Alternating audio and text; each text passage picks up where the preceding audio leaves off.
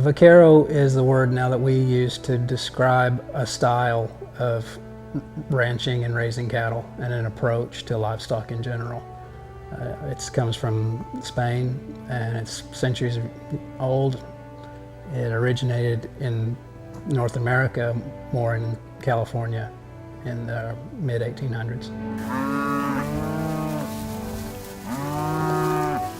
It stresses more the skill learned over a long period of time for the individual, and once you've achieved a certain level of skill, one person is able to be a lot more productive.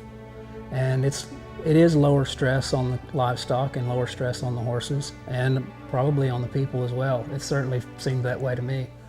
And because of the economic aspect of it, as well as the pride that you get and the respect from other people, and like the grass-fed beef movement, those are generally the same types of people that are not content with the status quo of the way that things have been done in the past. So the feedlot type cowboys tend to be more the rough and adversarial type, whereas the pastoralist sort of Vaquero or Buckaroo, California, it's all, Great Basin. I hate to leave them out because without the Great Basin buckaroos, this may have been a secret for a whole lot longer. The California bridle horse style of horsemanship is derived from classical dressage, which was originally developed for war, for cavalry horses, and then dressage as a sport grew out of that. But the practical application of dressage principles is still alive in bridle horse. And the goal is to be able to ride with precision, to be able to direct the horse's feet just like they were your own feet.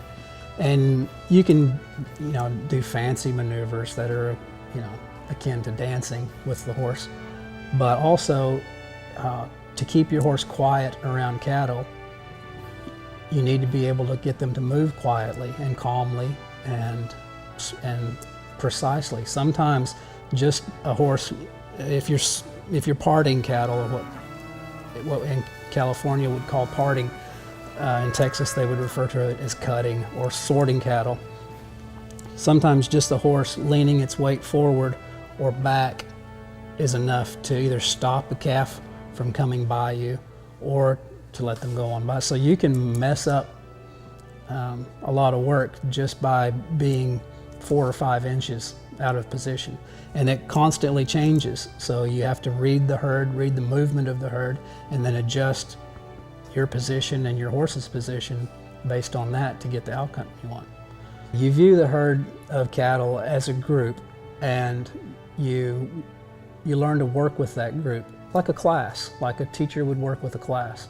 And although each individual sometimes in the herd, and there's definitely some that you're going to know no matter what size it is, you kind of see them as a class, and if you work with them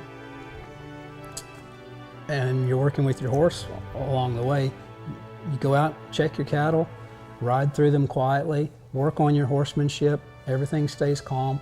Your cattle cease to see you as a threat to them, and you take them for a walk.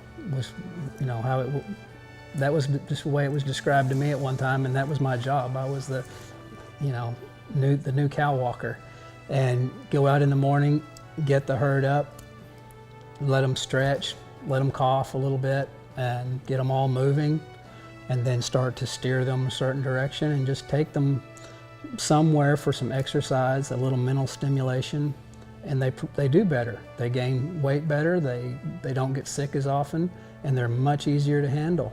There's so many different aspects to it. I mean, it is part of a holistic approach to raising cattle and managing grasslands, which is a big issue.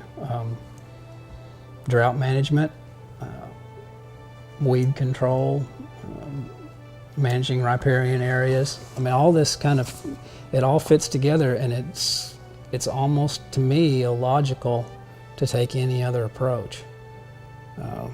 And so I think, yeah, the oldest way is the wave of the future. The more that the cattle's welfare is taken into account, and for better or worse, laws are passed to ensure the animal's welfare, the more important it will be to find people to get into this industry that are capable of determining what is best for the cattle and what approach to take to end up with a desired outcome. It's a whole thing. It's a big deal.